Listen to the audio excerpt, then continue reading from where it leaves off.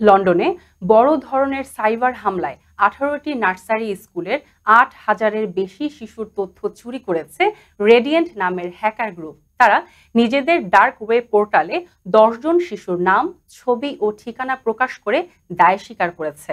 গ্রুপটির হুমকি, পরবর্তী ধাপে আরও 30টি শিশু ও 100 কর্মীর তথ্য প্রকাশ করা হবে। হ্যাকিংয়ের শিকার স্কুলগুলো যুক্তরাজ্যের ডে কেয়ার প্রতিষ্ঠান কিডো ইন্টারন্যাশনালে অন্তর্ভুক্ত।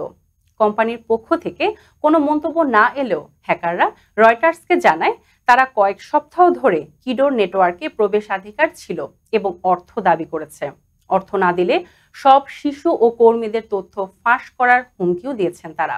হ্যাকাররা নিজেদের রাশিয়ান দাবি করলেও কোনো প্রমাণ দেয়নি।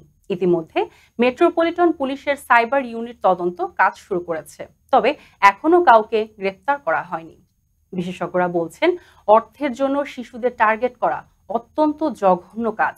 চলতি বছর লন্ডনে একাধিকবার যেমন র্যানসাম ওয়্যার ধরনের হামলার ঘটনাও ঘটেছে।